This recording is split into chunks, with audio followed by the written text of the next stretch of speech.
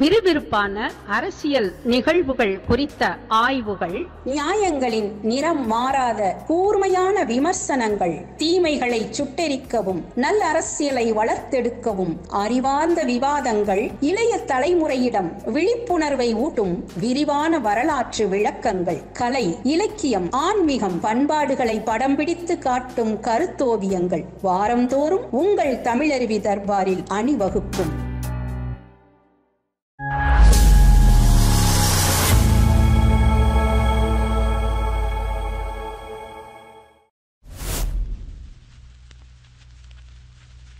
ஐயா தமிழருவி மணியன் அவர்களின் நடந்து வந்த பாதை பகுதியில் மீண்டும் உங்கள் அனைவரையும் சந்திப்பதில் மிக்க மகிழ்ச்சி.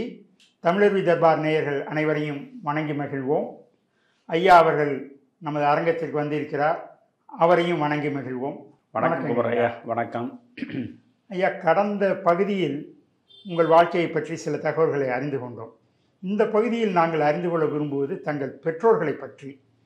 தங்கள் தந்தையார் ஏன் பெரம்பூருக்கு வந்தார், பெரம்பூரில் எங்கு பணியாற்றினார், அவருடைய அன்றாட வாழ்க்கை நடைமுறைகள் எப்படி இருந்தன, அதுபோன்று தங்கள் தாயார் அவர் தெய்வ பக்தி உள்ளவர் என்பதை நாங்கள் அறிவோம். அவரை பற்றியும் மேலும் அதிக தகவல்களை அறிந்து கொள்ள விரும்புகிறோம் ஐயா. ரொம்ப மகிழ்ச்சி குமரையா.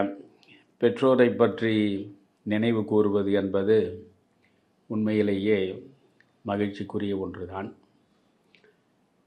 என்னுடைய தந்தையின் பெயர் முருகேசன், என்னுடைய தாயாரின் பெயர் பட்டம்மாள். என் தந்தையினுடைய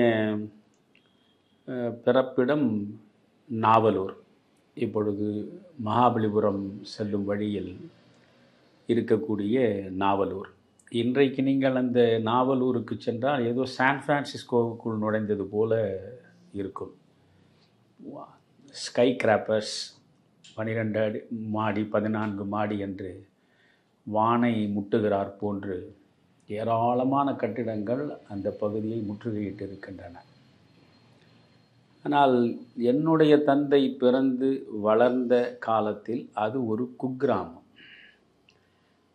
அந்த குக்கிராமம் எந்த வளர்ச்சியையும் எந்த நாளும் அடைவதற்கான அடையாளங்களே இல்லாத நிலையில் இருந்த காலம் அது.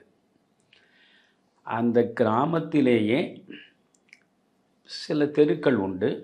அதில் இப்பொழுது நீங்கள் ஒரு பேருந்தில் செல்கிறீர்கள், நாவலூர் பஸ் ஸ்டாப் வந்து விட்டது என்று எங்கே சொல்கிறார்களோ, எங்கே அந்த பேருந்து நிற்கிறதோ அந்த இடத்திலிருந்து பார்த்தாலே அந்த கட்டடம் தெரியும். அவ்வளவு அருகில். காரணம், அந்த கிராமத்தில் அந்த தெருவில் இருந்த ஒரே கான்கிரீட் கட்டிடம் என்னுடைய தாத்தாவினுடையது தான். தரைதளம், மேலே ஒரு மொட்டை மாடி, விரிந்த கட்டிடம் அது. எதிரே மிக பரந்த மாந்தோப்பு, தென்னந்தோப்பு, சவுக்குத்தோப்பு, அதற்கு பிறகு வயல்வெளிகள் எல்லாம் எங்களுடைய பாட்டனாருடைய சொத்துக்களாக இருந்தவை. என்னுடைய தந்தை சின்னஞ்சிறு பருவத்தில் நன்றாக படித்தவர்.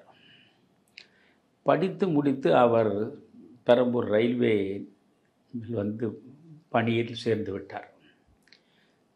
நாவலூரிலிருந்து பெரம்பூருக்கு வந்து இங்கே ரயில்வேயில் அவர் பணியில் அமர்ந்தார்.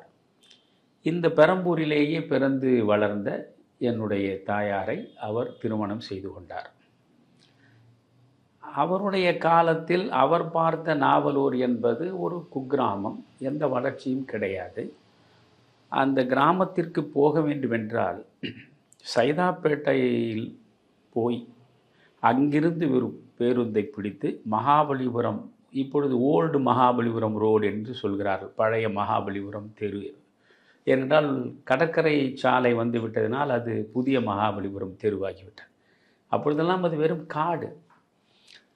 நீங்கள் தாய் சொல்லை தட்டாதே படம் பார்த்தால், சிரித்து சிரித்து என்னை சிறையிலிட்டா என்று ஒரு பாடல், அதில் சரோஜாதேவியும் எம்ஜிஆரும் உட்கார்ந்து கொண்டு வருவார்கள். சரோஜாதேவி கார் ஓட்டுவார். சரோஜாதேவி கார் ஓட்டுகிறார் என்றால் அவ்வளவு நெரிசல் மிக்க வீதியா என்றால் ஒன்றும் கிடையாது. கண்ணு கட்டிய தூரம் வரையில் அந்த சாலை ஆளரவமற்றதாக இருக்கும். 2 பக்கங்களிலும் சவுக்கு தோப்பு மட்டும்தான் இருக்கும். அதுதான் உண்மையான கிழக்கு கடற்கரை சாலை. இந்த பக்கம் இப்பொழுது ஓல்டு மகாபலிபுரம் ரோடு என்று சொல்கிற அந்த பழைய மகாபலிபுரம் செல்லும் சாலையில் என்னுடைய தந்தையார் பிறந்த நாவலூருக்கு அடுத்து அதைவிட கொஞ்சம் பெரிய கிராமம் கேளம்பாக்கம். கேளம்பாக்கத்தை கடந்து விட்டால் கோவளத்தை கடந்தால் மாமல்லபுரம். எல்லாம் பக்கம் பக்கமாக தான் இருக்கும். நாவலூரிலிருந்து இந்த பக்கமாக நீங்கள் சென்றால் திருப்போரூர், திருக்கழுக்குன்றம் எல்லாம் சுற்றுப்பகுதிகளாகத்தான் இருக்கும். என்னுடைய தந்தை ரயில்வேக்கு வந்துவிட்ட பிறகு அவர் என்ன நினைக்கிறார், இனி இந்த நாவலூரில் இருக்கக்கூடிய நிலங்களை வைத்துக்கொண்டு நாம் என்ன செய்ய போகிறோம், எனவே இவற்றை நாம் விட்டு விடுவோம் என்று அவர் முடிவெடுத்தார். அதிலும் நாங்கள் 3 ஆண் பிள்ளைகள் 3 பெண் பிள்ளைகள், 6 பேர். 6 குழந்தைகளையும் பெற்று வளர்த்து கல்வியை கொடுத்து ஆளாக்க வேண்டிய நிலை. ரயில்வேயில் பணியாற்றுவதன் மூலம் வரக்கூடிய வருமானத்தை வைத்துக்கொண்டு எங்களுக்கு ஒரு வளமான வாழ்வை சமைத்து கொடுக்க வாய்ப்பில்லை. அதனால் அவர் என்ன செய்வார், ஆண்டிற்கு ஒரு முறை அங்கே செல்லுவார். ஒரு 20 சென்ட்டு 30 சென்ட்டு, ஒரு சென்ட்டின் விலை 40 ரூபாய். 1966இல் நான் மாநிலக் கல்லூரியில் மாணவனாக நுழைந்த பொழுதே எனக்கான செலவுகளை ஏற்பதற்காக அவர் போய் ஒரு 40-50 சென்ட்டை விட்டு வந்தார். அப்பொழுதே ஒரு சென்ட்டின் விலை 45 ரூபாய் தான். இப்போது 40 ரூபாய் ஒரு சென்ட் என்று வைத்துக்கொள்ளுங்கள். 5.5 சென்ட்டு 2400 சதுரடி ஒரு கிரவுண்டு. அப்படி என்றால் ஒரு 2500 ரூபாய் கூட போகாது ஒரு கிரவுண்டு. இன்றைக்கு 2.5 கோடி கொடுத்தாலும் ஒரு கிரவுண்ட் அங்கே கிடையாது, எங்கேயோ போய்விட்டது. இப்படி ஏராளமாக இருந்த அந்த சொத்துக்கள் அனைத்தும் என் தந்தையாரால் விற்கப்பட்டது. என் தந்தை எந்த வகையிலும் ஆடம்பர பிரியர் இல்லை. அவர் வாழ்ந்த வாழ்வை ஒரு மனிதனால் வாழ முடியாது. அவ்வளவு எளிமையான ஒரு துறவியைப் போல் வாழ்ந்தவர் அவர். அவர் அந்த இடம் பெரிதாக வளராது, அதனால் அதை வைத்துக்கொண்டு என்ன செய்ய போகிறோம், அதற்கு பதிலாக அவற்றை சிறுக சிறுக விற்று நம் பிள்ளைகளுக்கு நல்ல கல்வியை கொடுத்து நல்ல சூழலில் அவர்களை வளர்த்தால் போதும் என்ற நினைப்பில் அவற்றை அவர் விற்றுவிட்டார். அது எந்த அளவுக்கு அது பெரிய கட்டணமாக இருந்தது என்றால், அந்த நாவலூர் முழுவதுக்குமான போஸ்ட் ஆஃபீஸ், அஞ்சலகம், அது எங்களுடைய வீடு தான். ஏன்னா அங்கே யாரும் கிடையாது. ஆனால் என்னுடைய தந்தையினுடைய அன்னையார், என் பாட்டி, இறுதி மூச்சு விடுகிற வரையில் அடம் பிடித்து அங்கேயே இருந்தார். அவர் ஒரு தனி அறை, மற்ற இடமெல்லாம் அஞ்சலகம், அதை விட்டு வரவே மாட்டேன் என்று சொல்லிவிட்டார். இது என் கணவர் வாழ்ந்த இடம், என் பிள்ளைகள் அனைவரையும் பெற்று எடுத்த இடம் இது. இந்த பாரம்பரிய இடத்தை விட்டுவிட்டு எத்தனை வசதிகள் இருந்தாலும் நான் ஒரு அடி கூட எடுத்து வைத்து வெளியே வர தயாராக இல்லை என்று சொல்லி அங்கேயே இருந்து அங்கேயே கண்மூடினார். நானும் என் தம்பியும் 6ஆம் வகுப்பு நான் படிக்கிறேன், அவன் ஒரு 4ஆம் வகுப்பு படிப்பான் என்று வைத்துக் கொள்ளுங்களேன். இந்த காலாண்டு தேர்வு விடுமுறை, அரையாண்டு தேர்வு விடுமுறை, ஆண்டு தேர்வு விடுமுறையில் அங்கே சென்று விடுவோம். எங்கள் பாட்டியாரோடு தான் இருப்போம். அவ்வளவு பெரிய வீடு அது. 25 ரூபாய் அந்த காலத்திலேயே மத்திய அரசு அஞ்சலகத்தின் மூலமாக வாடகை கொடுத்தது. அவ்வளவு வசதியான வளமான சொத்துக்களோடு பிறந்தவர் தான் என் தந்தை. ஆனால் அவை அனைத்தையும் அவர் விற்றுவிட்டு சென்னைக்கு வந்து விட்டார். நான் சொன்னேனே, ஒரு துறவி எப்படி வாழ்வான் என்பதற்கான இலக்கணத்தை என் சின்னஞ்சிறு பருவத்தில் என் தந்தையை பார்த்து நான் தெரிந்து கொண்டேன். அவர் காலை 5 மணிக்கு எழுந்து விடுவார். ஏனென்றால் 7 மணிக்கு உங்களுக்கு ரயில்வே பணி, carriage works, loco works, ICF எல்லாமே காலை 7 மணிக்கு 6:30 மணிக்கு என்று நினைக்கிறேன் முதல் சங்கு ஊதுவான். அதற்குள்ளே சென்று விட வேண்டும். 12 மணிக்கு உணவு வேலை. பிறகு 1 மணிக்கு உள்ளே செல்ல வேண்டும். 4 மணிக்கு மாலையில் முடிந்துவிடும். 6:30 மணி முதல் 4 மணி வரை இவர் காலை 5 மணிக்குள்ளாகவே எழுந்து குளித்து நெற்றி நிறைய திருநீர் பட்டை பட்டையாக அணிந்து கொண்டு, என் தந்தையின் பெயர் முருகேசன் என்று சொன்னேனே, உண்மையிலேயே முருகேசனாகவே இருப்பார். நான் அப்பொழுது பார்த்து சிரித்திருக்கிறேன். என் வீட்டில் நிறைய சாமி படங்கள் இருக்கும். இவர் இந்த கையில் டோக்கன் வைத்திருப்பார். அதாவது டோக்கன் அடித்து விட்டு தான் உள்ளே செல்வது என்று அந்த காலத்து ஒரு முறை.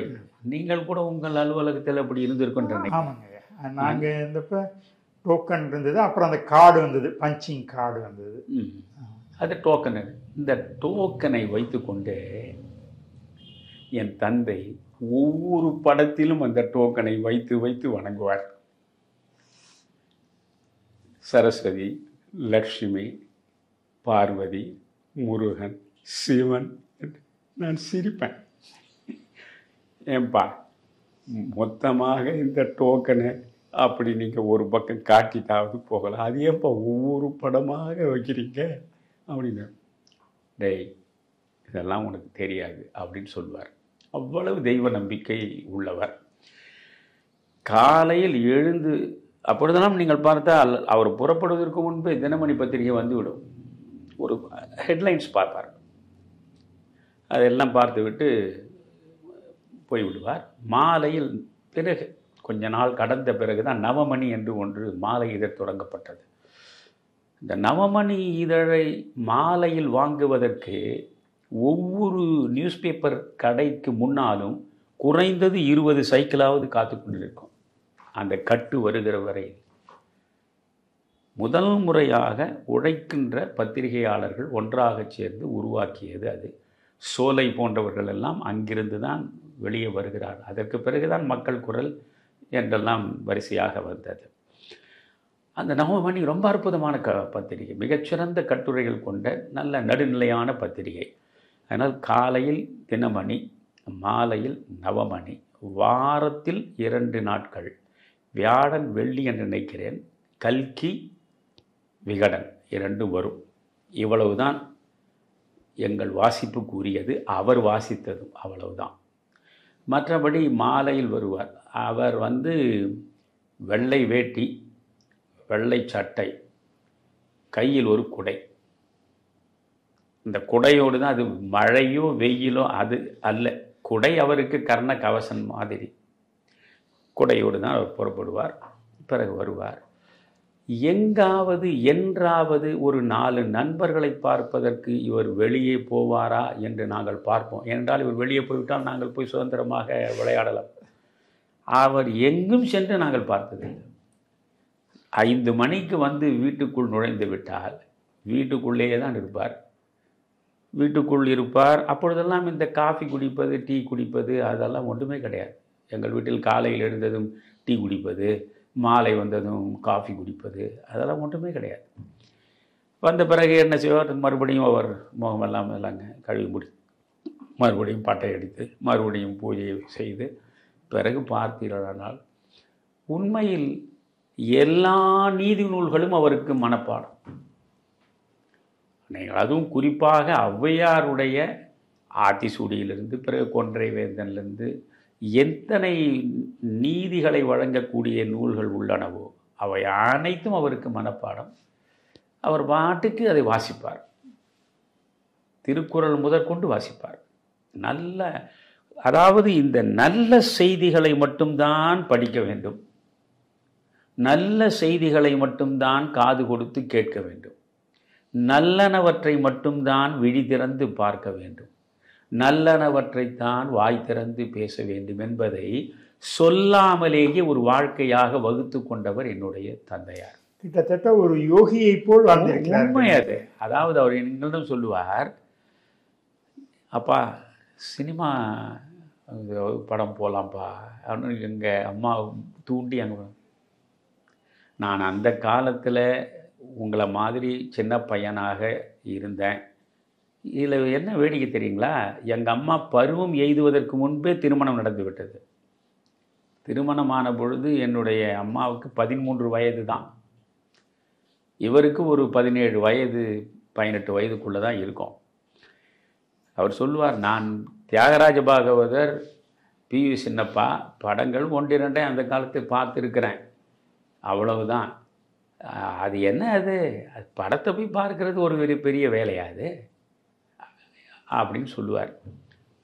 அவருக்கு ஒரு சிவாஜி படமும் தெரியாது, ஒரு எம்ஜிஆர் படமும் தெரியாது. அவர் ஏறக்குறைய ஒரு 70 வயதுக்கு நெருக்கமாக வாழ்ந்துவிட்டு மறைந்தார். அதில் கடைசி 10 ஆண்டு காலம் பேராலிட்டிக் அட்டாக், பக்கவாத நோயினால் பேச்சை இழந்து விட்டார். அதன் உண்மையிலேயே கடவுள் என்ற ஒருவன் இருக்கிறானா? இப்படி ஒரு மனிதன் எந்த வகையில் பார்த்தாலும் ஒரு சின்னஞ்சிறு உயிருக்கும் தீங்கிழைக்காத ஒரு மனிதன். எனக்கு அவரிடம் வியந்து பாராட்டக்கூடிய அம்சமாக நான் நினைப்பது, எவ்வளவு சிறுவனாக இருந்தாலும் நீங்கள் என்று தான் அழைப்பார், வாங்க போங்க என்பார். இப்போ என்னை பார்ப்பதற்கு என்னுடைய சக மாணவர்கள் வருவார்கள். நான் கல்லூரியில் படிக்கிற பொழுது, என்ன சாரை பார்க்க வந்திருக்கிறீங்களா, மேலே தான் இருக்கார் போய் பாருங்கன்னுவார். அது மாதிரி ஒரு செருப்பு தைப்பவர், அதாவது ஒரு செருப்பு என்றால் அது தேய்ந்து கிழிகிற வரை விட மாட்டார். ஒரு செருப்பு பழையதாகி விட்டது தூக்கி எறிவும் கிடையாது. ஒரே சட்டையும் ஒன்று கிழிந்து போனாலும் எடுத்து அது ஊசிகள் போட்டு தைத்து கொண்டே தான் இருப்பார். அது மாதிரி, அதாவது எதுவும் தேவையற்றது. அவர் பார்வையில் எல்லாமே ஆடம்பரமானவை, எல்லாமே தேவைக்கு அப்பாற்பட்டவை. இவையெல்லாம் இல்லாமலே நாம் மகிழ்ச்சியாக வாழ முடியும் என்று வாழ்ந்தவர் அவர். ஒரு செருப்பு தைப்பவர் அந்த பக்கம் வருகிறார் என்று வைத்துக் கொள்ளுங்களேன். சார் இங்கே வாங்க அப்படி அன்பாக கூப்பிட்டு அந்த செருப்பை கொடுப்பாரு. இதை கொஞ்சம் தைத்து கொடுங்க சார். எங்கள் அம்மா அதெல்லாம் தைத்து கொடுத்து போன பிறகு, உங்களுக்கு செருப்பு தைக்கிறவங்க கூட சாரு தானா அப்படின்னு கேட்பாங்க. அவர் மனுஷன் இல்லையா? மனிதர்களை மதிக்க தெரியலன்னா அப்புறம் நாம் என்ன மனுஷன் அப்படின்னு சொல்லுவார். அந்த தந்தைக்கு மகனாக பிறந்தவன் நான். அது உண்மையிலேயே பல பிறவிகளில் நான் செய்த தவத்தின் பயனாக பெற்ற வரத்தின் விளைவாக அப்படி ஒரு தந்தையை நான் பெற்றேன். நீங்கள் பார்த்தால் ஒரு முறை, அப்பொழுது நாடோடி மன்னன் படம் வந்த புதிது. அந்த நாடோடி மன்னன், நான் தான் சொல்லியிருக்கேன் உங்களுக்கு, நாடோடி மன்னன் 100 நாட்கள்லாம் முடிந்த பிறகு வீனஸ் திரையரங்கத்திற்கு வரும். அப்பொழுது ஏறக்குறைய நான் ஒரு 5ஆம் 6ஆம் வகுப்பு கூட படிக்கிறேனான் என்று சந்தேகம். 1950களில் தான், 1960க்கு முன்பே அந்த படம் வந்தது, நாடோடி மன்னன்.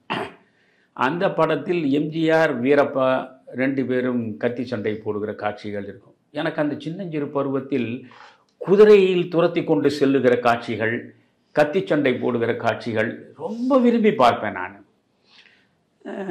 இந்த படம் அந்த படத்தை நாங்கள் எங்கள் அம்மாவோடு போய் பார்ப்போம். எங்கள் அம்மாவுடைய விசேஷம் என்னவென்றால், அவர்கள் எந்த அணிகலன் மீதும் நாட்டம் இல்லாதவர். புதிய புதிய சேலைகள் வாங்க வேண்டும், புதிய புதிய நகைகள் வாங்க வேண்டும், அவற்றையெல்லாம் அணிந்து கொள்ள வேண்டும், அப்படியெல்லாம் எந்த ஆசையும் கிடையாது. ஆனால் மாதத்திற்கு ஒரு சினிமாவாவது பார்த்தாக வேண்டும். அதிலும் குறிப்பாக சிவாஜி கணேசன் சாவித்திரி நடித்த படமாக இருந்தால் அந்த படத்திற்கு நிச்சயமாக எங்களை அழைத்து கொண்டு போவார். இது இந்த நாடோடி மன்னனையும் நான் எங்களுடைய அன்னையாரோடு சேர்ந்து பார்த்துருக்கிறோம். அந்த சண்டை காட்சிகள்லாம் பார்த்தோம். அப்பொழுது அந்த சபாபதி முதல் தெருவில் இருந்த அந்த வீட்டில் வாசற்புறம் அப்படி உள்ளே நுழையும் பொழுது 2 பக்கமும் திண்ணைகள் இருக்கும். இப்பொழுதெல்லாம் திண்ணை வைத்து வீடு கட்டுகிற பழக்கமே இல்லாமல் போய்விட்டதே. எவ்வளவு பெரிய பண்பாட்டு பாரம்பரிய விழுமியங்களினுடைய ஒரு பகுதி என்று நீங்கள் பார்க்க வேண்டும். நீண்ட தூரம் நடந்து வருபவர்கள், களைத்தவர்கள், வெயில் தாங்க முடியாமல் ஒதுங்க நினைப்பவர்கள், யார் வேண்டுமானாலும் அந்த திண்ணைகளில் கொஞ்ச நேரம் உட்கார்ந்து இளைப்பாறுவார்கள். வீட்டுக்குள்ளே இருப்பவர்கள் வெளியே எட்டி பார்த்து திண்ணையில் யாரோ ஒரு அந்நியர் அமர்ந்திருக்கிறாரே என்று பார்த்து, ஐயா உங்களுக்கு தாகமாக இருக்கிறதா, தண்ணீர் குடிக்கிறீர்களா என்று தண்ணீர் கொடுப்பார்கள். சில நேரங்களில் மோர் கொடுப்பார்கள். இப்படி வாழ்ந்த சென்னை, நான் பார்த்த சென்னை அது.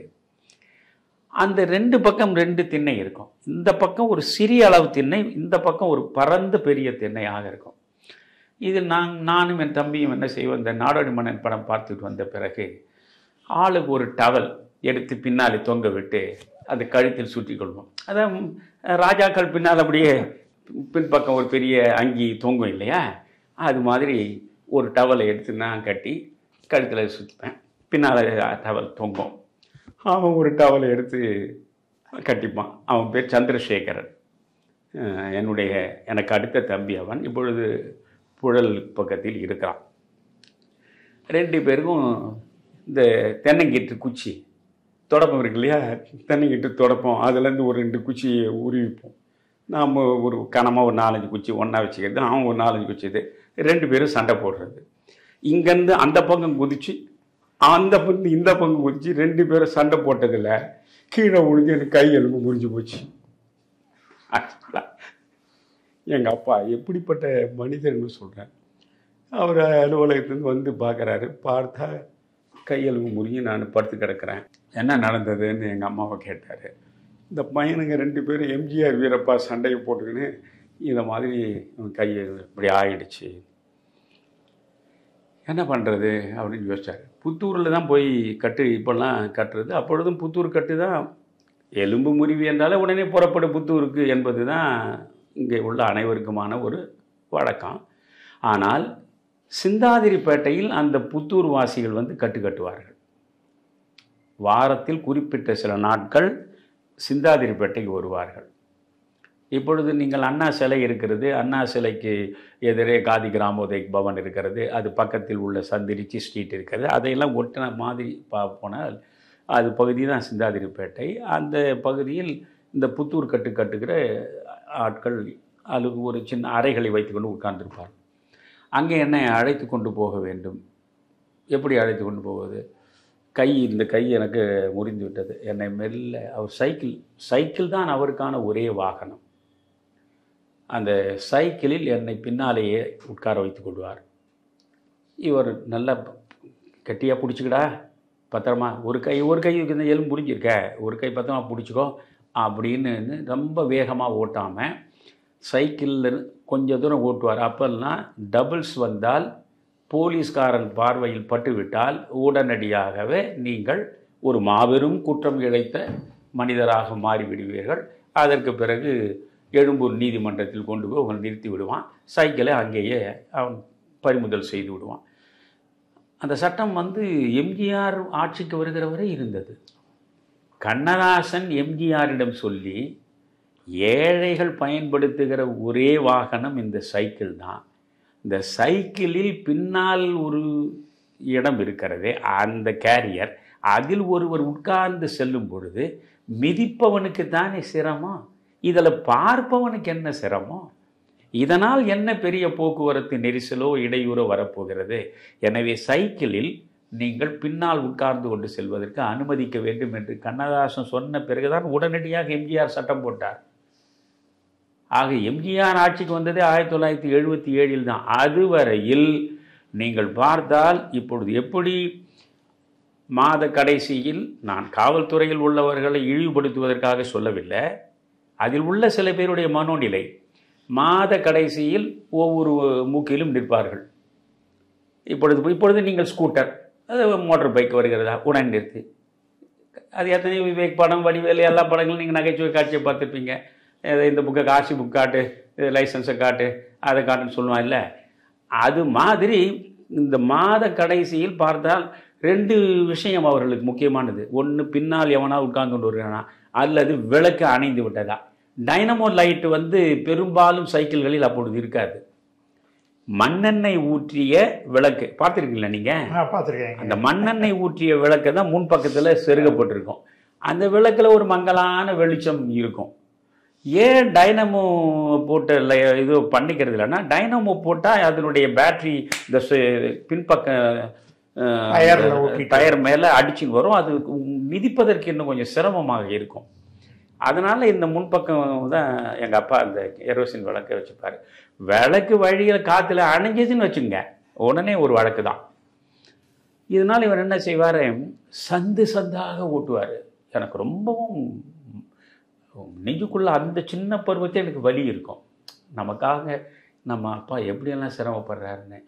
ஏன்னா நல்ல ஸ்ட்ரீட் லைட்டுங்க, தெருவிளக்குகள் இருக்கக்கூடிய வெளிச்சம் நிறைந்த பகுதிகளில் நாம் பின்னால் இவனை உட்கார வைத்து கொண்டு ஓட்டி கொண்டு போனால் யாராவது ஒரு காவல்துறையில் உள்ளவர் பார்த்து வழக்கு பதிவு செய்து விடுவார் என்பதற்காக குறுக்கு சந்துகளில் விளக்கு வெளிச்சமே இல்லாத பகுதிகளில் எப்படியோ ஓட்டுவார் அவர். எந்தெந்த வழியிலேயோ கொண்டு போய், அப்படி இடையில ஒரு முக்கியமான சாலை வருகிறது என்றால் உடனே அவர் இறங்கி நடந்தே தள்ளின்னு போவார், என்னை பின்னால் வரும்.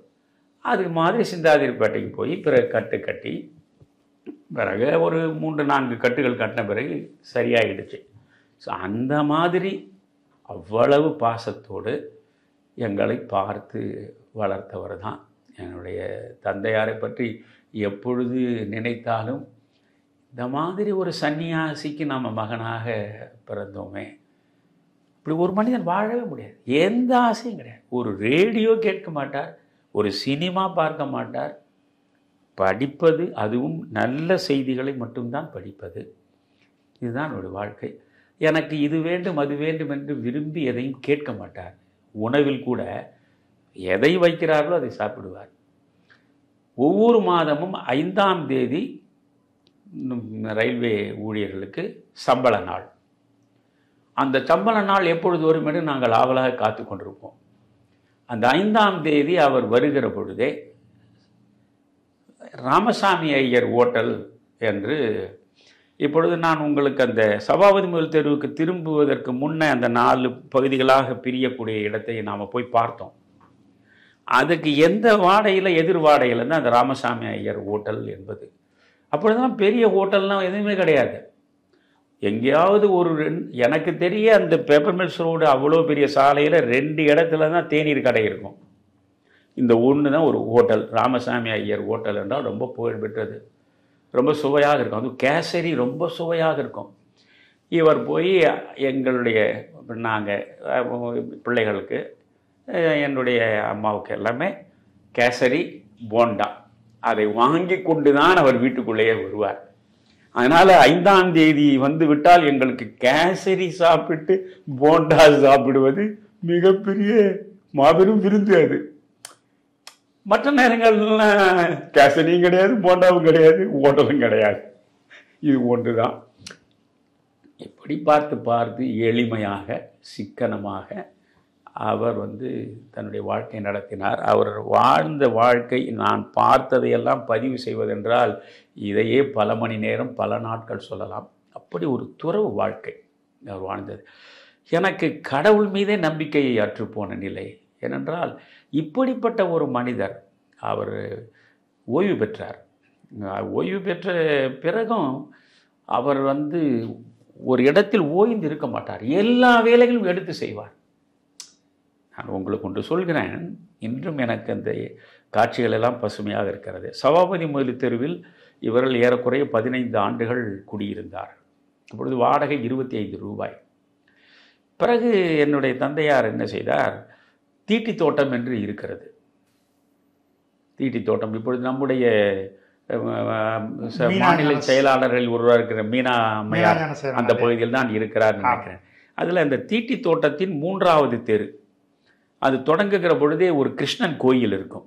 அந்த கோயில் செல்லுகிற அந்த சாலை, சிறிய சிறிய சாலைகள் தான் அது, இந்த பேப்பர் மில்ஸ் ரோடுக்கு குறுக்கே. அந்த தீட்டி தோட்டத்தின் 3வது தெருவில் ஒரு கிரவுண்டு நிலத்தை வாங்கி வைத்திருந்தார். அவர் போய் அவர் அடிக்கடி விட்டு விட்டு வருகிற பணத்தில் ஒரு கிரவுண்ட் நிலத்தை வாங்கி வைத்திருந்தார். அப்போது இந்த வாடகை கொடுத்து கொண்டு இங்கே இருப்பது தேவையில்லை, நாம் ஒரு வீடு கட்டி கொண்டு நாம் சென்று விடுவோம் என்று சொல்லி அதில் 3/4 உழைப்பு அவருடையது தான். அதாவது இந்த சாலை என்பது மணல் சாலை தான். அந்த சாலையின் உயரத்திற்கு கீழே தான் இந்த நிலம் இருக்கும், பள்ளமாக இருக்கும். மழை பொழிந்தால் எல்லா தண்ணியும் உள்ள வந்துடும்.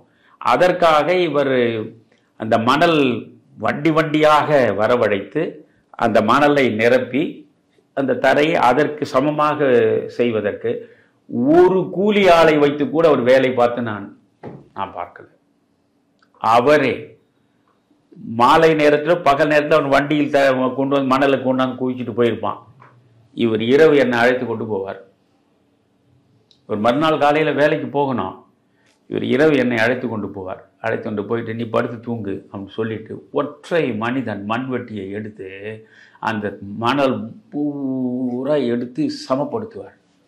வாரக்கணக்கில் செய்வார், அயராமல் செய்வார். செய்து முழுக்க செங்கல் சுவர்கள் அமைத்து மேலே பனை ஓலை வேயப்பட்ட வீடு. இதுதான் அவர் உருவாக்கின முதல் வீடு. என்னுடைய அம்மா வரவே மாட்டேன்ட்டாங்க. நான் இந்த கூரை வீட்டுக்கெல்லாம் நான் ஒரு நாள் வர முடியாது. நான் அவ்வளோ பெரிய கட்டடத்தில் மாடியில் பிறந்தேன், நான் எவ்வளோ செல்வாக்காக வளர்ந்தேன், இங்கேருந்து நீங்கள் என்ன இந்த கூரை வீட்டு? இது நான் நன்றாக நினைவு இருக்கிறது. நான் பார்த்து இது ஒரு பெரும் போராட்டம் இருவருக்கிடையே நடந்திருக்கிறது. அப்புறம் என் தந்தை முடிவெடுத்தது தான் 25 ரூபாய் வாடகை கொடுப்பது போல் அந்த 25 ரூபாய் என்பது இப்பொழுது உங்களுக்கு ரொம்ப சாதாரணம். அன்றைக்கு 25 ரூபாய் என்பது ரொம்ப பெரிய விஷயம். படியரிசி 10 தானே, 10 கீழே தான் படியரிசியே. 25 ரூபாய் வைத்திருந்தால் நீங்கள் ஒரு 30 படி அரிசி வாங்கலாம். 30 படி அரிசி வாங்கி மாதம் முழுவதும் நீங்கள் குடும்பம் நடத்தலாம். அதனால் அந்த 25 ரூபாய் நமக்கு மிச்சம் தானே, அது வேறு செலவுக்கு பயன்படுமே என்று சொல்லி எங்களையெல்லாம் நான் 6வது முடித்து 7வது வருகிற பொழுது சபாபதி முல்தூரிலிருந்து இவரை காலி செய்து இந்த இடத்திற்கு கொண்டு வந்து எங்களை உட்கார வைத்து விட்டார். எங்களுக்கெல்லாம் என்னடா இது, இந்த மாதிரி பண ஓலை வீட்டுக்கு கொண்டு வந்து உட்கார வைத்து விட்டார். இதெல்லாம் இதுவரையில் நான் எங்கேயும் பதிவு செய்யாத செய்திகள். ஏனென்றால் ஒரு தன் வரலாறு என்று சொல்வதென்றால் கூடுமான வரையில் உள்ளதை உள்ளபடி சொல்ல வேண்டும். பொய்யான எந்த ஒன்றையும் நீங்கள் வீண் ஆடம்பரத்திற்காக வீண் பெருமைக்காக பதிவு செய்யக்கூடாது. எழுத்திலும் சரி, பேச்சிலும் சரி. சிலவற்றை உங்களுக்கு சொன்னால் சங்கடமாக இருக்கும் என்றால் அவற்றை நீங்கள் மறைத்து விடலாம். ஒரு சுயசரிதை எழுதுபவன் அவனுக்கு சில சங்கடங்கள் இருந்தால் அது பகுதியை மறைத்துவிட்டு எழுதலாம். ஆனால் பொய்யை மட்டும் எழுதக்கூடாது. இன்றைக்கு பல சுயசரிதைகளை நீங்கள் படித்தால் இதில் எவ்வளவு விழுக்காடு உண்மை இருக்கிறது, எவ்வளவு விழுக்காடு பொய் இருக்கிறது என்பதெல்லாம் இருக்கும். ஆனால் நான் எப்பொழுதும் மடிந்தாலும் பொய் கூறேன் மானுடர்க்கே என்று பாரதியை படித்தவன். இதனால் நமக்கு ஒன்றும் இது என்ன கேவலம்?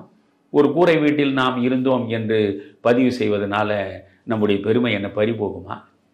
அந்த வீட்டில் தான் போராட்டங்களுக்கு இடையில் என்னுடைய அம்மாவும் அங்கே உட்காந்துட்டாங்க. இப்படி அந்த 7ஆம் வகுப்பு எனக்கு அந்த இடத்தை விட்டு வருவதற்கே மனது இல்லை. என்னுடைய நண்பர்கள் எல்லாம் அங்கே தானே விளையாட்டு தோழர்கள்லாம் இருக்காங்க.